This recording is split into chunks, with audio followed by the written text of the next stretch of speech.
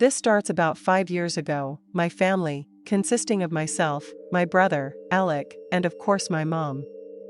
We're moving around a lot. At this time, my mom was having a hard time finding a full-time job that paid well. On several occasions, we'd been forced to move out in the middle of the night. This would all change when she got on and a well-known lock manufacturer just a city over. The company even provided her with the money to rent a house near the factory, and things were starting to look up for sure.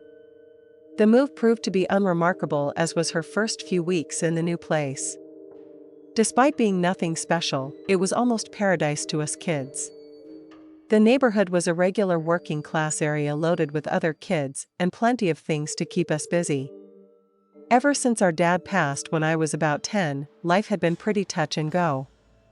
But now is almost like things used to be, at least for a while. During this time, we all did our usual stuff. Mom worked as much as possible, and Alec and I attended school. Then we started hearing noises. I was the last to notice them. I think Alec mentioned them once, but I wrote them off as nothing. Mom hadn't bothered to say anything for a few days. But one morning at breakfast, we all heard it together. This one resembled a ring chime on a phone. It only happened twice that morning, one after another. We all three began comparing notes. And were relieved to know we weren't the only persons hearing things. We agreed it was probably a bird outside. This was not the only sound we'd been noticing. But for the day, we put them out of our minds and began discussing more important goings-on. Nothing else of note would occur this day. But the idea had been brought up. We'd all be far more tuned in and probably wouldn't hesitate to mention anything new in the future. For the next few weeks, one of us would hear a bump on the floor or a scratching sound. We'd make a mental note of it and go on with what we were doing. On weekend mornings when we were all together, we mentioned the week's experiences. We even searched the house once and discovered a small hole leading into the attic. We figured a little critter was going in and out and making some of the sounds. There were still a few sounds that would have been impossible for a rat or squirrel to make. We thought we may have our answer, but some lingering doubts remained. The real trouble started when the food began disappearing. This part of the story affected me specifically. For as long as I can remember, I've had a problem with my weight. I've learned to control it in the years since, but my childhood was made very difficult because of it. This is made worse by my mom. She'd always been thin and beautiful and couldn't understand why I wasn't. When food began disappearing from the kitchen, she blamed it on me. This incident, in addition to a few others, damaged my relationship with my mom so badly earned. I still don't speak that often. But you aren't here to listen to my problems. You want to hear something scary, and that part comes next. I'd estimate we'd been living at the new house for around 5 months. Mom and I were barely speaking, and the noises were still an ongoing problem. We'd decided the house was haunted. Almost a month after covering the hole in the attic and another leading into the basement, the sounds continued. What had once been a strange problem had become frustrating. We'd all had our own issues. Alec himself had been having breathing problems akin to chronic bronchitis. He just started his freshman year of high school and was playing in the school band. He had been up and down with the symptoms. On this particular week, he had been doing well enough to go on a trip out of town. Unfortunately, soon after arriving, his symptoms blew back up and he was sent home for treatment.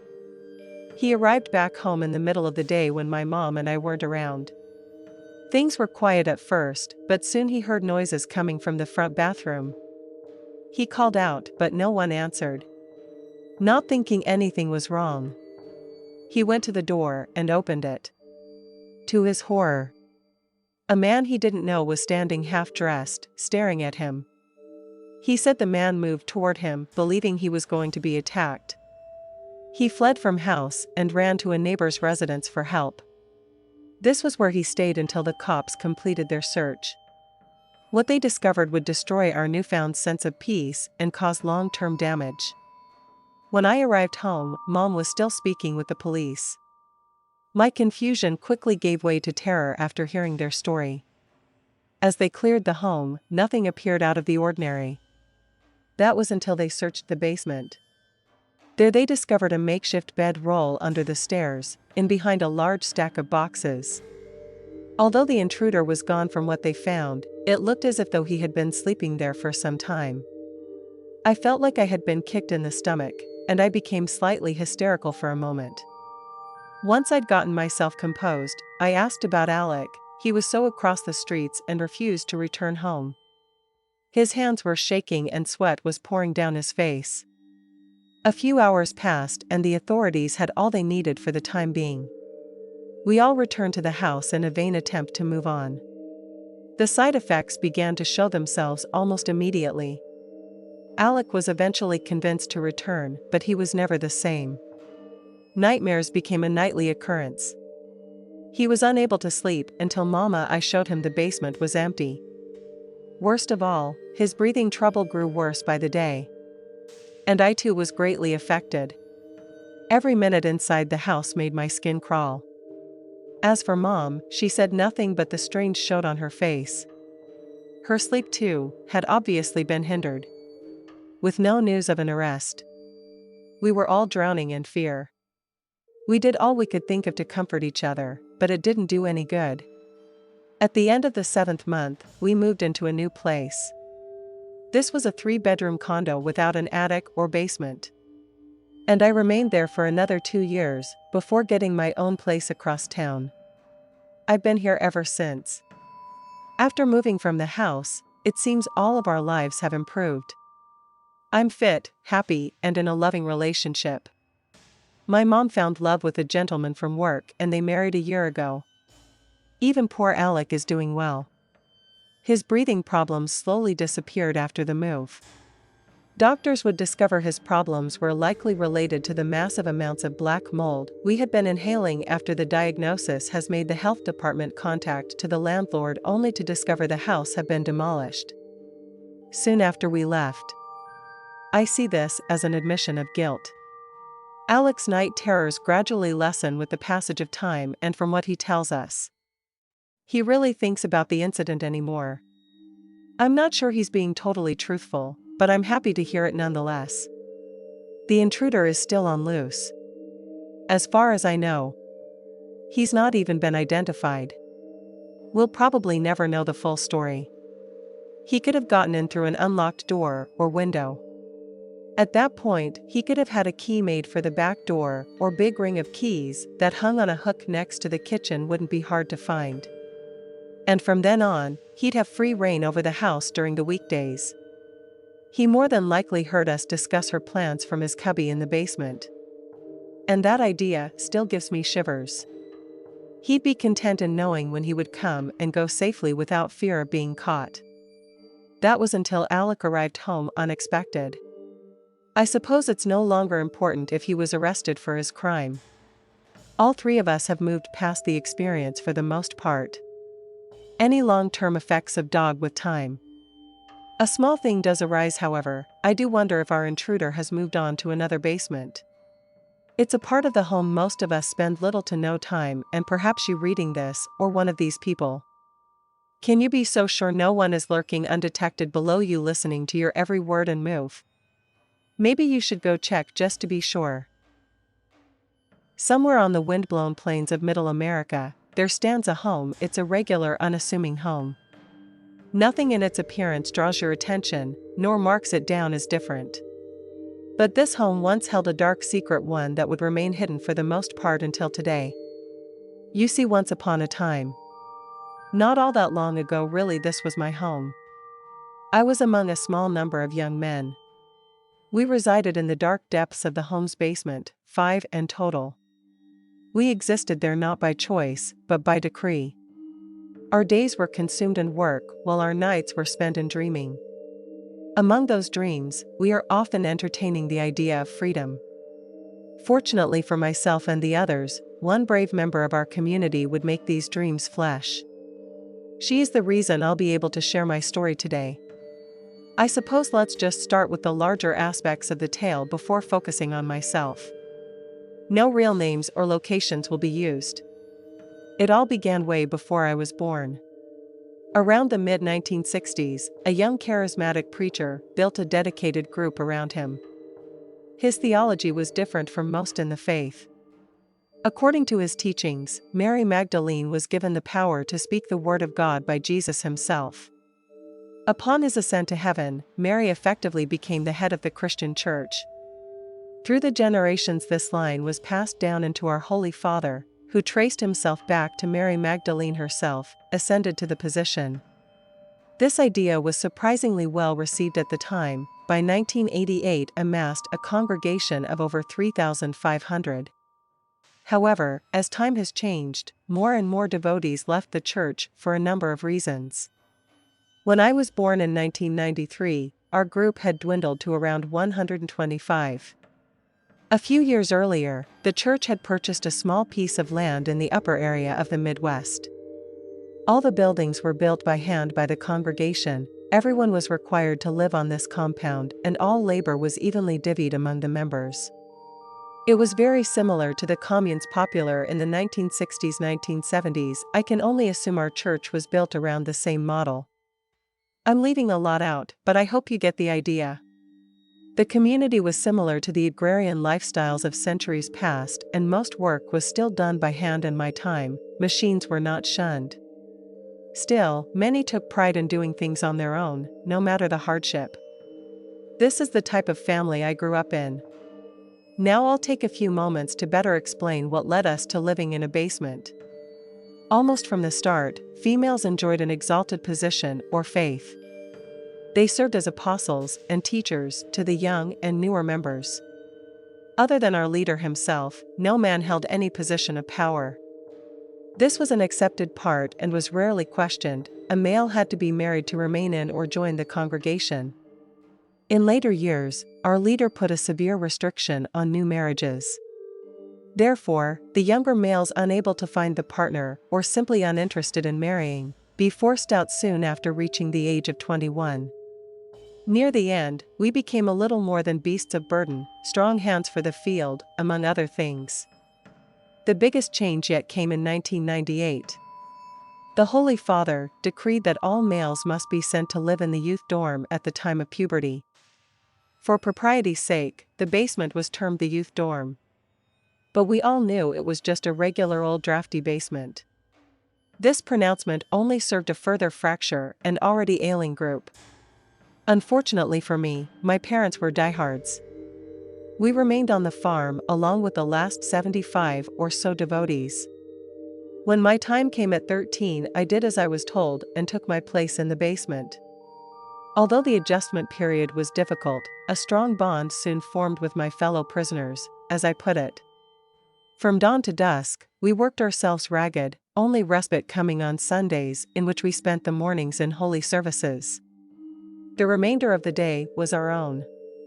However, those who did not volunteer for additional tasks were required to remain in our quarters. While far more terrible things will be suffered by us during our time there, I'm still unfortunately unable to discuss them. Maybe it's better that they stay buried.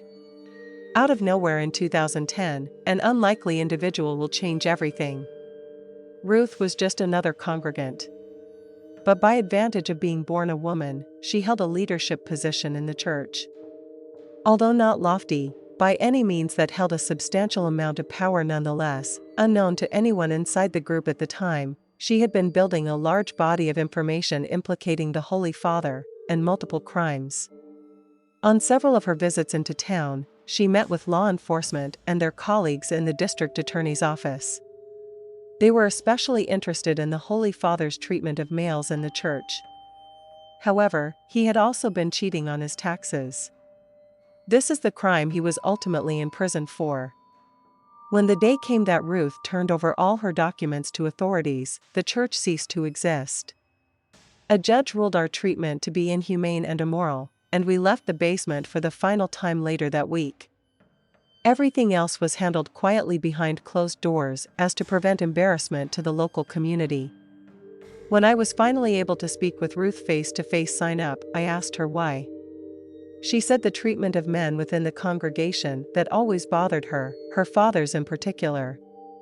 And just the year prior, she had begun a secret relationship with one of the young men in the dorm. She knew they would likely not be allowed to marry as long as things continued as they did. The final straw was what she discovered while digging the extent of the Holy Father's corruption second her. Her intent had not been to destroy the church, but she eventually realized it was inextricably interwoven with him. I greatly admired her, or any person willing to sacrifice everything for those they love. Fortunately, she had managed to build a respectable and happy life outside the church. My wife and I named our first daughter Ruth as a sign of respect to her. We also hope Ruth's selfless deed will serve as an example to her as she grows into womanhood. I couldn't think of a better woman for her to emulate. To close things out, I want to share the fate of my fellow dorm mates. It seems our horrible experiences haven't had any noticeable long-term side effects. Although one of us are now married with families. Mark, my closest friend from the church, has been with his partner for some time. They too are discussing a future together. While the story does have many dark aspects, I'd like to end it with a positive message. I know many of us around God's beautiful creation have suffered terrible things. Many of us may still be suffering. Rather than my story being one of sadness, I prefer to view it as one of hope. Make note of this. No matter how dark things may be, hold fast and maintain faith. Better things are always waiting just around the corner. A group of home invaders had burst into a nearby jewel dealer's home to steal a stash of diamonds he was rumored to have on site. Having caught the dealer unaware, they demanded to know the location of said stash. The dealer, as it would turn out, truthfully told the gang no such jewel stash existed. What he did have was an empty safe in his bedroom closet. This revelation didn't make the group happy. They chose to disbelieve the homeowner. And for the next hour, the burglars took turns torturing him, but the location of the non-existent stash.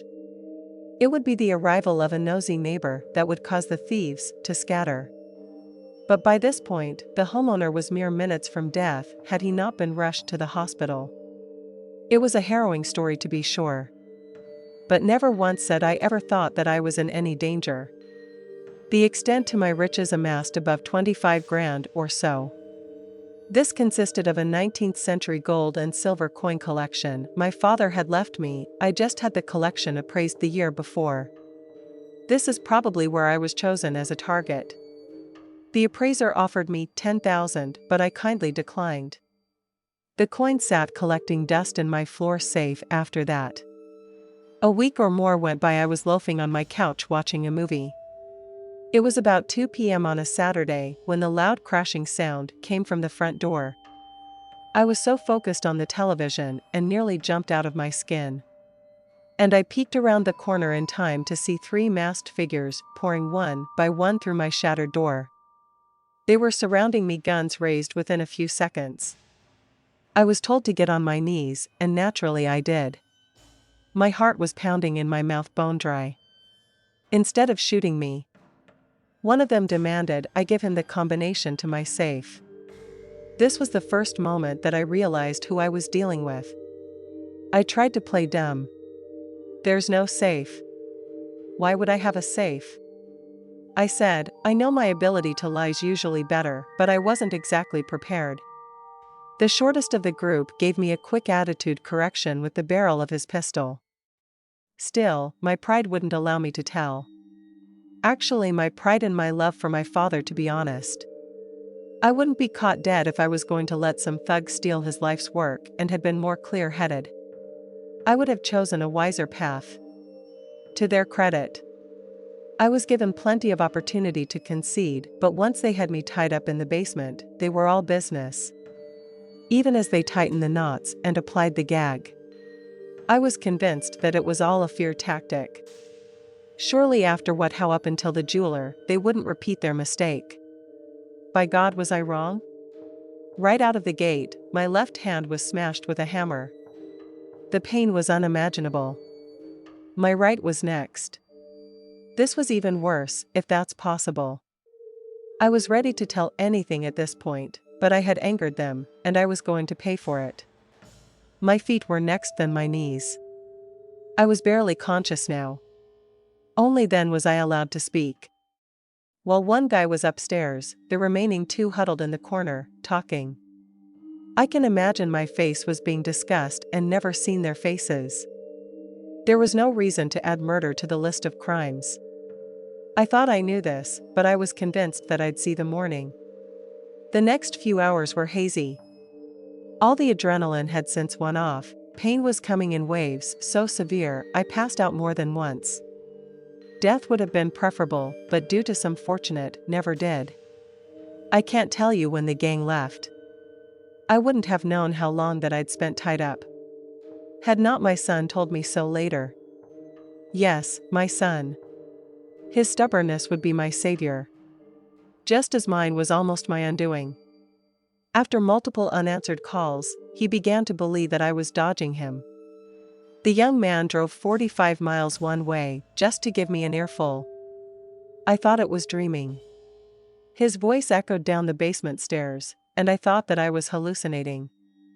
It was the paramedics moving me, then finally woke me up.